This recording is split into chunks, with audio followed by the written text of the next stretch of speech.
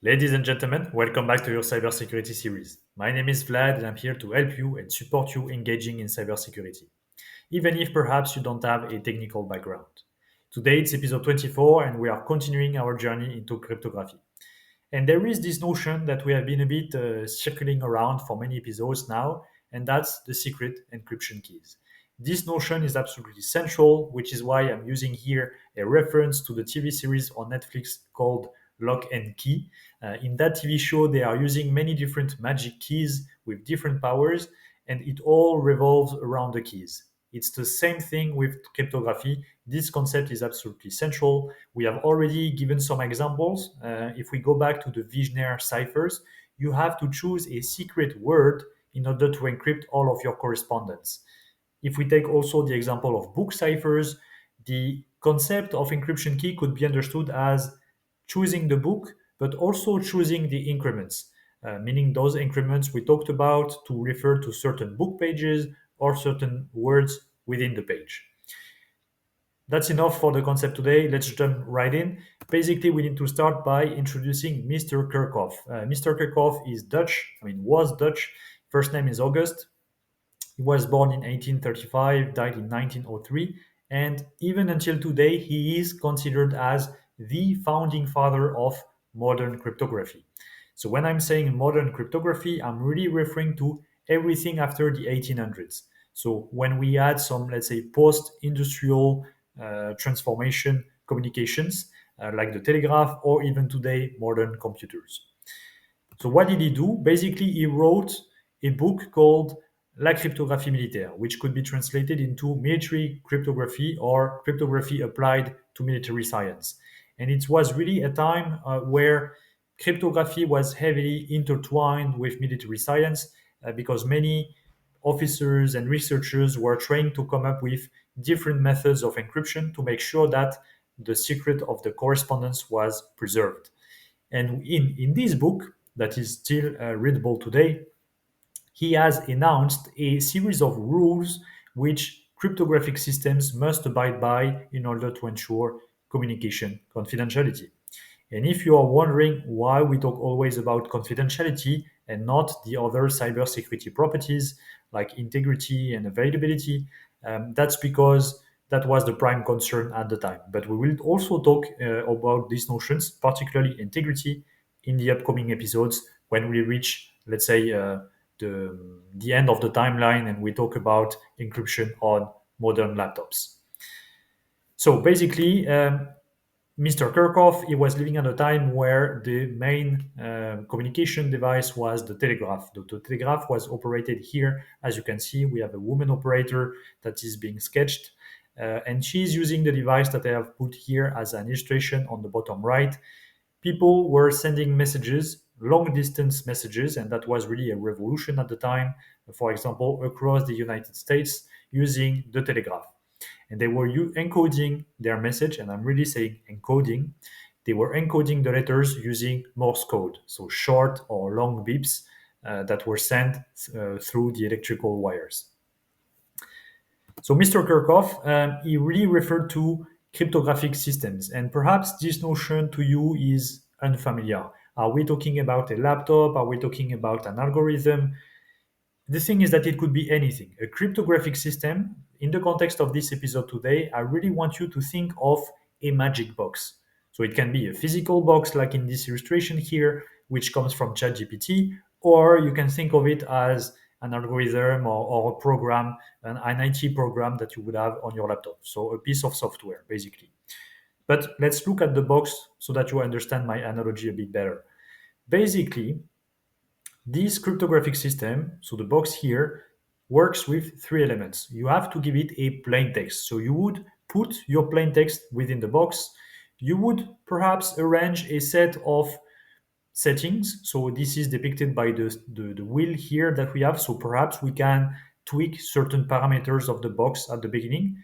Then you would lock the box, lock it with your, you would close the box, lock it with your secret key, and finally reopen it, and your plain text messages would be magically transformed into a ciphertext message.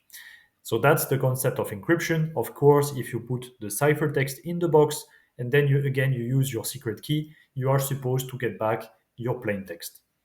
So that's how, in a nutshell, encryption and decryption works. And this concept of cryptographic systems should be understood as the box that we have in front of us. Let's move on into the principles.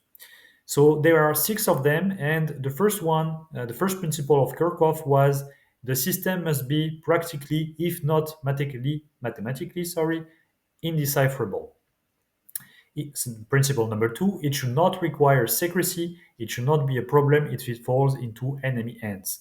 So really, when I go back to my example, the idea is that regardless of what you are using, the magic box that corresponds to your cryptographic system, it should be resistant enough that even if the box falls into enemy hands, even if they tear everything apart, even if they inspect all the panels, even if they play with the cogwheel at the beginning, on the front face, even if they tweak all the parameters, it should not matter. They should not be able to decipher your correspondence or your messages.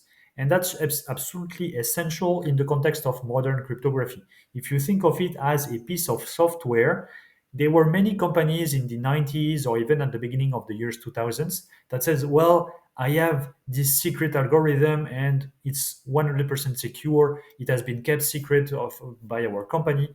It doesn't work today. This mindset should be absolutely banned. The idea, on the contrary, is that you should put your software available for everybody to see. Everybody can try to reverse engineer your software, but in the end, all the magic happens with the key. Unless you have the key, you should not be able to reproduce ciphertext or decrypt ciphertext back into plain text messages. So again, I'm really stressing this, the secret is on the key. It's not, or the magic is on the key. It's not on the box itself. Principle number three, it must be possible to communicate and remember the key without using written notes, and correspondence must be able to change it or modify it at will. Principle number four, it must be applicable to telegraph communication.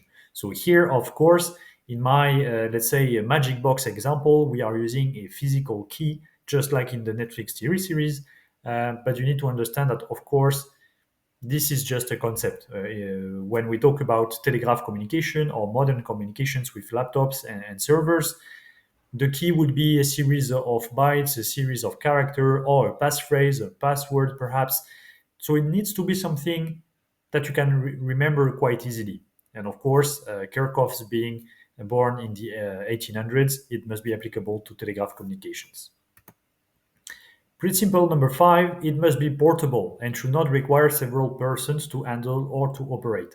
That's absolutely critical when you think of the beginning of IT technologies. If you remember those pictures about the big IBM servers that were so big that they would fill an entire room, this is not something feasible in the context of a military campaign.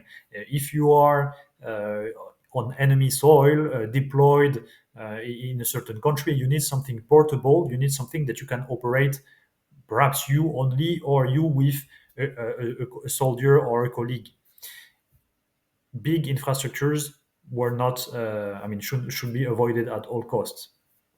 Principle number six, lastly, given the circumstances in which it must be used, so we are referring here to perhaps combat conditions, the systems must be easy to use and should not be stressful to use or require its user to know and comply with a long list of rules. So we are looking at a cryptographic system that should be straightforward, not something that requires to go through 100 precise checks, or it's not like starting an aircraft. I mean, there are too many buttons, too many pre-checks. No, we need something straightforward that can be done by pretty much anyone and should be understood by basic soldiers on the field. So really, I want to stress on this principle number two, because out of the six principles that were laid out by Kerckhoffs, uh, only the second one is really remembered today in the concept of laptops and servers. It's that the software or whatever systems you are using should not require secrecy, and it should not be a problem if it falls into enemy hands. So even if your laptop is stolen by hackers or any type of, I don't know, malicious person, even if your secret dongle is stolen, even if your even if you lose your cryptographic system, even if your magic box is stolen, it should not matter as long as they don't have your passphrase, as long as they don't have the secret key. So really, that's again, I'm going to close this episode on that. That's my interpretation of, or when I say my, I should say ChatGPT interpretation of a cryptographic system. So think about this box. It should not matter if the enemy tears it apart or inspects the box, as long as they don't have the magic key, and really the magic lies within the key. They should not be able to reproduce ciphertext or decrypt some of the ciphertext and get back your, uh, let's say, correspondence. That's it for the day. We will build upon this notion in the upcoming episodes. We will talk about Enigma. So when I'm referring to a box, I'm also setting the scene a bit for the next episode. You will see that Enigma, which is the encryption methods used by the Germans in World War II, it came in a box. So it was a box with a set of cogwheels, but we will talk more about that in the next episode. And they really engineered everything so that even if the Allies, so the French, the US, the English, and so on, even if the Allies managed to intercept one of the packages, they would not be able to break it. And of course, successfully, we managed to break it in a different way, but that's all for the next episode. I don't want to spoil it too much. So, encryption systems, remember, think of the box, think of the key. The magic is in the key. Thank you for your time and see you soon in another episode.